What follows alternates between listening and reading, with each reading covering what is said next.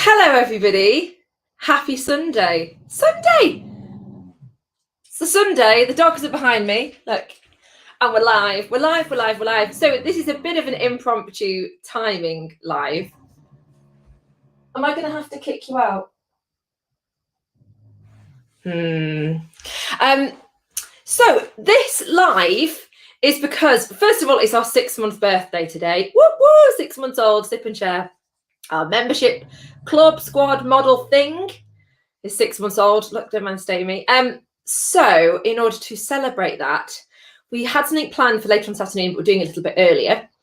We're doing a live tasting in partnership. Partnership sounds so formal, with one of our lovely friends who was there from the very beginning, like I think day one, I think like hour two.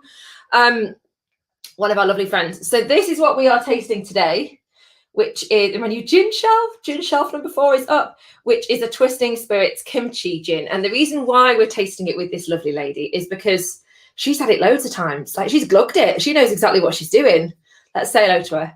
Don't you, Louise? You know exactly what this one's like, don't you? Because you've had it before. I love it. I have had it before, and I do very much love it. I wish I could get it in a bigger bottle, but I feel that you've said that to Mary at Twisting Spirits several times now. Like, Mary, come on, what's going on? So I have never had it. Now, I have a sweet tooth. I have to get my head right. I'm more of a sweet tooth, and so this scares me a bit. But you have excellent gin and spirit credentials, and so I'm kind of like trusting in that. So let's have a look. Covered in mud from gardening. How much is left in your bottle? Have you had a bit? No, this is my second full bottle, so I haven't started it yet. I've just opened it. Oh, exciting! Hi, Tina. Hi, Rachel. So botanicals in this. So this is made by Twisting Spirits down in Gloucestershire. Mary and Rich, I think her husband's name is. Key botanicals are kimchi. Now, I don't even know what that tastes like, so I'm not going to pretend. Kimchi, juniper, coriander seeds, cassia, licorice, cubeb berries, sarsaparilla, cardamom, and angelica. So there we go. And apparently the barcode style designer vibe represents their botanicals, which they do across all of their bottles. So, right, you've had it before. Now, I've got mixer-wise. What have you got? So I thought, as I've tried the gin before, I thought I'd try something different today. So I normally have it either with just a tonic and have a gin and tonic, or I sometimes have it with the Big Tom tomato. Yeah. Which it makes a lovely red snapper. That's really, really delicious. But I'm going to try Negroni because it says on the thing that it makes a really nice Negroni. So I thought I'd give that a go. Oh my life, right? Okay. Oh, we're having a proper drink on our birthday celebration, Sunday afternoon birthday celebration. So Mary kindly sent me these 3 things. So this is on a little lovely offer, which for Sip and Share, which includes a free mini. So awesome! Thank you so much, Mary, for doing that. So I've got this one: lightly spiced tomato, Turner and Hardy, Isle of Wight, which looks like funky branding, and then this. Now, do you drink a Bloody Mary anyway? Is like a tomato drink something you would do? So it wasn't until a couple of years ago, right. And then I think one of the Craft Gin Club boxes came with some in it, and it was actually I was going on the gin bus with my friend Sarah, and it was the day of the royal wedding. So I thought before I went on the gin bus, I would celebrate the royal wedding with a red snapper, and then go into town and do a gin bus. So that was the first time I actually had one, and I have not looked back since. It is rather lovely. That sounds like a pretty good day as well. Okay, yeah. So I've got 3 mini glasses here. Ice or no ice? I would go ice, definitely. Always ice. I don't know, something about having the tomato in it, which makes me feel like, I feel healthier just as a result of opening a can of tomato. It's really refreshing. It's really nice on a summer afternoon as well. It's quite a good sort of like brunch drink, but oh wow, like hot afternoon, it's really lovely. So that smells like nothing I've ever smelled before. Absolutely. Yeah. It's totally different. It's got a savoury and a slightly sweet smell to it, hasn't it? It has. It's earthy and tangy and slightly sweet on the end. It's really lovely. And what I love about Twisting Spirits, about Lovely Mary, is that they just push. They just like take what's a great foundation, just push things a little bit further, like their Earl Grey one, the kaffir lime and lemongrass that we had on a few weeks ago. The Douglas fir is lovely. We are early. We've got a broken dishwasher. I've had drama at home. Husband wants to go for a drive in a new gin wagon to de-stress. So I thought, can't go saying I've got a live drinking with Louise, can I? So I thought we'll get in early. Okay. So only in they only make 20 centilitres, don't you? Yeah. Oh my life. Aromatic. So Mary's homemade kimchi meets our classic dry gin. Aromatic, smooth, savoury, and tangy. Oh, it's good, isn't it? It's got loads going on, hasn't it? Oh, that is so nice. That is so nice, and it's different. It's not like a citrus or a spice. It's got so much going on with it. It's just really exciting to drink, isn't it? It's one of those things, you drink it and it does make you stop in your tracks. And you almost get a little bit of something different every time you sip it. That's really, really clever. Well done, Mary. Well done, Mary. No surprise, really. Oh, the savoury, and then I get like the sweetness, tangy bit at the end. Yeah. Oh, lovely. I can see why you just have it as a gin and tonic. I was a bit scared of it. I was thinking, is it going to be really savoury and really dry and not have any sort of stuff to it? And therefore tonic would just dry it even more. And how's that going to work? But I can see how it would just work with tonic. And Mary sent me the black olive one. It's really good with that. Really good with that. Well, as I've got three mixers and 3 mini glasses, I'm going to just absolutely enjoy myself and work our way through on a 6-month. Absolutely. So what are you doing? What have you got in there? So, I've made mine. So this is a Negroni. So I've put a measure of the Twisting Spirits, and then I've put like a 2/3 measure of red vermouth. So I've got that, which is my red vermouth, the discarded, and of Campari. And I have to say, without sipping it, it just smells of kimchi gin, which is really unusual for a Negroni because normally it's the Campari and the vermouth, but the flavours in that gin, they come straight through to the front, which is quite exciting. So have you had kimchi? You're going to have to totally educate me here, Louise, and we need Mary on at some point. But is kimchi gin a thing? Is kimchi gin a thing that's been like? No, I don't think it is. I don't think it is. I've never had kimchi ever. I was quite excited by it. I thought it sounded like a really exciting thing. It was my birthday present to myself last year. And but I think the idea of like these fermented vegetables and, like the sort of Asian kind of thing of it just sounds like it ought to work, and it does. So well, Mary put a message on the group and said, I won't be offended if you don't like it. Fermented vegetables aren't for everybody. And I said, when we went to Nepal for our honeymoon, we had a lot of fermented cabbage and a lot of vegetables. Okay, let's try it with I might try the tonic first. Oh, there's a bottle opener. But make sure I have the key essentials back there. I'm just going to say this is good. This is really good. Cheers. It might now be my Negroni gin. Oh God, make a bigger bottle. Definitely. Right. So this is the rosemary tonic with black olive. Oh, that is just so. I mean, that mixer is quite a different flavored mixer. Yeah. Anyway, that's quite a clear mixer. But if you like a savoury drink, but that's not really dry and going right over that side, it's just got. Oh, it's complex. It's complex. Twist. No wonder they're called Twisting Spirits. Yeah. There's a lot that goes on. Oh my life. That is so interesting and nice. I'll make it clear. I really, really like it. I really like how different it is to everything else. Okay. So Louise, tell us, as part of this is kind of our unofficial first Meet the Member series, and who better to start with than somebody that has been with the credentials that you have. So tell us how many. I mean, are we allowed to say out loud how many bottles you've got? I did a quick count before we came on air, actually, and including the 20 centilitre ones. I've counted 106, and I've just ordered 3 this morning. So, but when did are they all gin? I only counted the gin. I've got some other things, but I left those out. So. And when did your love of gin, or when did you move from kind of liking gin into like collector sort of space? Do you call yourself a collector?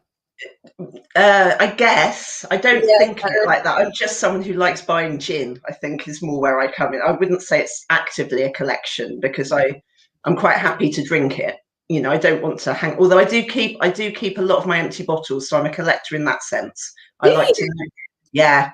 You don't want to see in my study, the windowsill is just like 4 or 5 piled deep with empties. But I only keep one of each. Well, because then I can remember what I've had. But isn't that what an Excel spreadsheet is for? Oh, no.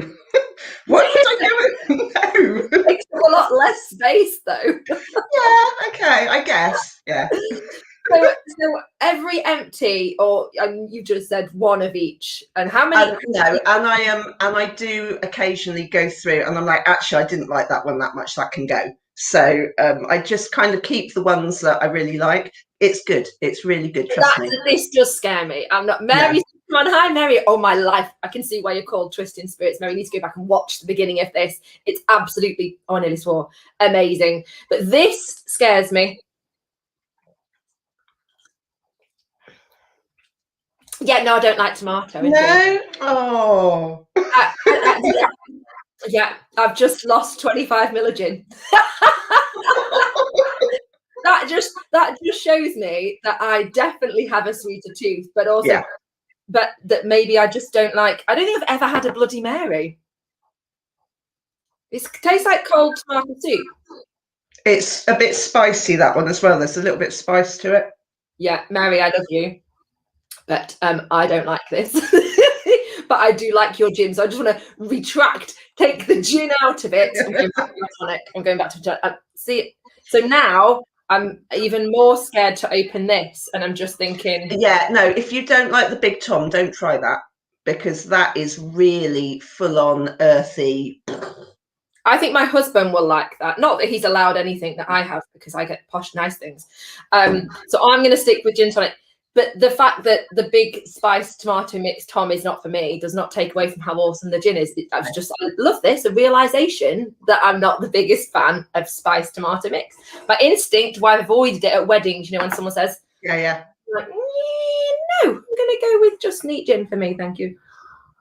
But I have to say, the fact that you said that is sort of making me want to put my Negroni to one side and pour one, because I do really like it with the tomato in, so we can counteract each other. There's no doubt that if you like this, you're absolutely going to love this gin mixed. Yeah, for sure. There's like nothing dangerous happens when you mix the kimchi gin with the Big Tom. But I want to bring out the tangy and the sweetness, the slight sweetness for me, and it's more about the. I think you get quite a freshness with the tomato.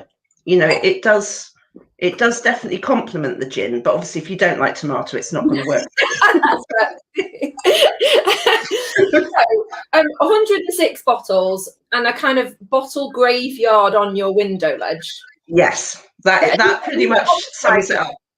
Are you upcycling? Are you do? I mean, but what happens to these glass bottles? So I have got some which have got lights in. I bought a pack of 10 of those battery light things. So some of them are sitting around my lounge with lights in them. Although, as it turns out, the batteries for those do not last very long and are very expensive. So, yeah, you know, they're only on intermittently.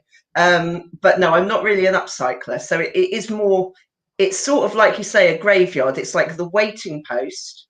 And then every so often I sort out and I'm like, no, I can get rid of that one and I don't need that one. But I keep the ones the special gins that I really liked, I suppose, get to stay. Okay, they make it to the kind of to the memorial area rather than the absolutely recycling.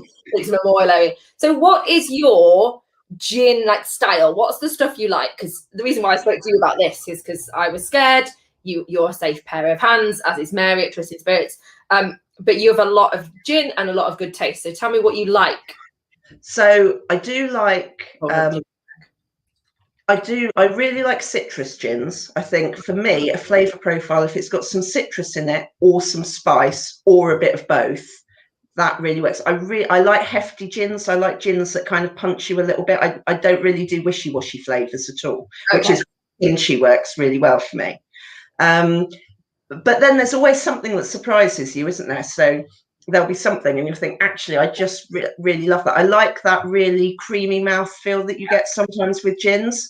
So that's why I really like Aviation, because I get that with that gin. Whereas I don't think it's the biggest hitter when it comes to flavour, but it takes on tonic and garnish really well. And and it's got that creaminess about it, which I really like. So yeah, I would say it's quite a difficult thing to achieve, actually, because you can get a lot of gins that have great flavors and taste really nice, but that kind of wraps the mouth and has that very smooth feel to it that is then sippable. When it's a proper sippable gin, it stays within your mouth. It doesn't just hit your tongue and then it's gone. It stays there. It's almost you can almost name the ones that do that, and absolutely you feel when a distiller is kind of on that journey and they've made something, and that's, for me, they're the really memorable ones when you go, okay, so they've done that. And there's certain botanicals that help with that. I think it helps with that. I think the Menai oyster gin that we've got from the Anglesey that have that sort of rounded feel to it, but is not an easy one to achieve. No, it's just exciting when you find it, isn't it? That's the thing. Yeah, absolutely. I had aniseed as well. Aniseed is a big one for me. I like anything that's got a hint of fennel or licorice or any of those sorts of slightly aniseedy flavours. They're always that kind of stand up on their own. And when someone says to you, "Oh, try this gin," it's quite subtle. You're less likely than, I guess, to go. For sure. Yeah. And I was saying this to someone yesterday. I know lots of people say, "Oh, I keep that in my cupboard. It's a really good staple for a gin and tonic." I don't really believe in staples. I like, I want everything to be quite exciting when I drink it. So I don't have something for just a standard gin and tonic. I just have gin and tonic that I really like. Yeah, and I think that's a really good shout, because it also that shows where you are on your gin journey. There's I think a lot of the distillers that we have are absolutely amazing staples. Like if you're just starting your journey of discovery of craft spirits and you're moving, from certain brands into exploring what those craft spirits are, there's a few that I can name and go, just have it. Just have it, because it's a great price. It's a great gin. There's Hawthorns, there's the St. Mary's one, there's a Lancaster Dry, there's the Organical Botanical Spirit Company that we've just had on, that are great, kind of like an everyday, I would say an everyday. You can almost tell from the botanicals, okay, you're done really well, you look amazing, you're getting an everyday gin. And then, but most people don't have too many of those, because they've kind of got that, if they're going to have an everyday, reliable gin, they've got that. And then it's about discovering what you like, isn't it? Absolutely. The journey. Oh, cheers. Well, we'll say what we do like. We like kimchi gin, don't we? We do indeed. Mary's just said, Louise Tilsley, I love a Negroni too, but I've not tried it with the kimchi. Batch 2 is out now. I will treat myself to one. Definitely. Glass and ice, Mary. Maybe not just sat on the floor next to the still. Let's take it to the kitchen. So gin, not quite collector, but tell me about your day job. Tell me about the reason why you need a gin and tonic sometimes. I teach primary. So that's like a smug laugh of a mum of 2 primary school children. I'm going, have them back. It's really surprising maybe not surprising, but most teachers do like a gin. Most teachers I know will have a gin at least on a Friday, even if they're not big drinkers. It's a go-to, I think. Yeah. I think that there's got to be some sort of sip and share marketing directly to teachers. Funny enough, I did go into a teaching assistant community group. Someone let me in. I said, I'll do an offer for TAs.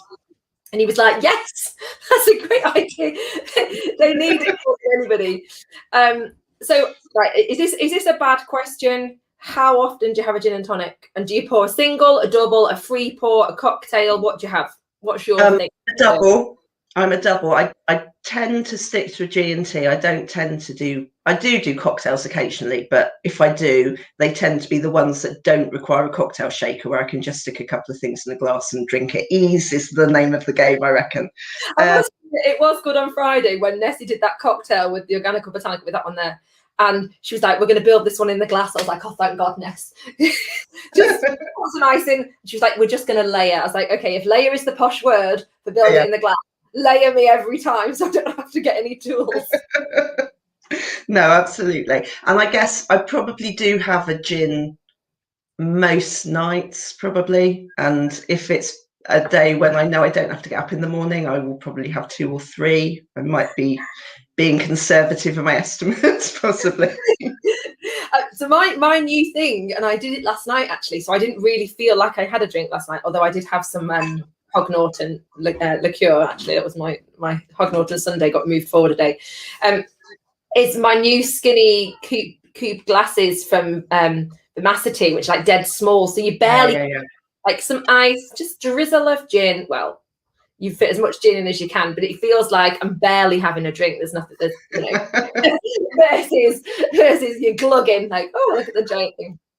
So although it works the other way, doesn't it? Because if you've got a big glass and you just put a little bit in the bottom, you really don't feel like you're having very much. No, just top up your tonic slowly, pour a double. And I have nights if I don't have, as if I don't have a double, that's not true. If I don't have more than one, I've used my skinny glass, I feel like not really. Didn't have one yesterday, did I? No. So like last night, skinny glass with the Cardiff distillery that's got vanilla in it. Oh, I was so chuffed with that. Barely had one. So that's why at 3 o'clock or whatever time we're on, 20 past 3, while Sam fixes the dishwasher, tasting. And this is a good sign in the camper van. Yeah, absolutely. Good for holidays. Good for great gin. Good for traveling. Especially if the kids have told me I'm only allowed to take 1 70 centilitre bottle and up to 10 minis when we go to Tenby for a week. And I didn't even try to calculate it. I just said no and put my foot down and went for more. I was going to say, I'm not sure I would be accepting that. I know. We're way too diplomatic in our house. There's way too much consultation, which is a primary school teacher. I don't know whether you think is a good thing or you're like, ooh. It depends whether it's me having to be told what to do or not, I'm going to say. And on I make the decisions. Yeah. The subject matter is how many bottles of gin mummy can take. I don't know who you think you are, 8-year-old, but you can carry them in. Get the bag of minis and scoot them in. Absolutely. I did like the advent calendar jobs that you were giving them over Christmas, actually. I know. And to think that people were thinking, oh God, she's doing it just for the gram. I mean, yeah, okay, that's not real life at all. My children aren't making me an advent calendar. I'm doing it just for Instagram. Okay, that's what I've got time to do. Kids, set the scene. Let's pretend to make mummy a gin advent calendar. Or it fills 2 hours of the time. They have an absolutely lovely time doing it. Absolutely. Yeah. But then there was a reason why I didn't really use my advent calendar, and I gave them the not just gins, but the different products and vodkas and liqueurs that I've had for ages. You've got stuff that you're like, I've not had it for ages, and now the amount of stuff we get on Sip and Share, the quality is like award-winning and award-worthy. That some of the stuff from 2 years ago, they're like, why have you never drunk this? I'm like, oh, I don't know. Put a number on it and a coloured sticker, and I'll open it on. My husband's commented on social media. He's probably down there saying she's drinking gin upstairs in a new gin office. So Twisting Spirits, have you got any other of Twisting Spirits ones? So I've just finished the Earl Grey. I had their Earl Grey, which I really liked, and I've got their Summer Snap as well, which is isn't that only a 20 centilitre one? Yeah, it's another 20 that way. Yeah, it's another 20 centilitre. So it's nice if you like a bit of cucumber in a gin. Right. It's sort of cucumber and pea, and that is what it tastes like. I really like it, but I can see again it's maybe not for everyone. It feels like like it might taste like a mange tout. Well, like an uncooked one, which sounds really horrible. I don't mean it in a horrible way. So it's got cucumber in there. You can taste the cucumber, but it's got a slightly more sweet and earthy peaness to it. And there's some mint in there as well, but I don't think the mint comes through very well. A slightly earthy what? Sorry, Louise. Peaness. Yeah.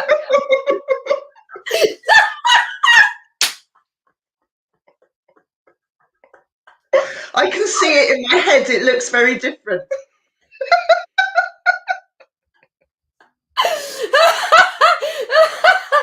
Oh. Anyway. It's the fact you repeated it, which made me laugh. I can't wait. I'm going to use this. I'm going to ask Katie that does the video to make a video on YouTube and to edit at this bit, and I might do a repeat section. It's got an earthy what? So there you go. There you go.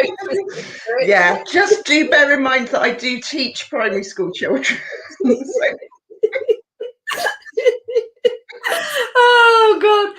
Oh well. You know, let's see if Mary pops this on the homepage of Twisted Spirits website. I mean, who knows? That's hilarious. As everybody is identifying, if we look at the laugh emojis. Oh well, never mind. Right then. Oh my life. Okay. On that note. Can't wait to watch this back. Yeah, I think I won't be. I'll be. I'm gonna clip it. So, Mary Twisted Spirits, thank you so much for this and for the little offer for members. I say little offer because that's what we agreed. Little offer with a free mixer, so that's awesome. Thank you so much. And I think this is going to be a Meet the Member Part 2. Follow that. Louise Tilsley and the snapper penis. Right, let's 27 minutes later, let's let everybody get back to their Sunday. You should be spending time with your children, doing gardening, going on a walk, not watching Louise talk about the penis of this Turton gin. Right, thank you for guiding me through my kimchi. Oh, you're very welcome. Thank you for having me. You are very welcome. And I will speak to you in a moment, lovely, and we'll say goodbye to everybody. Have a lovely Sunday, and yeah, thanks again, Twisted Spirits. We love you, Mary. All right, bye.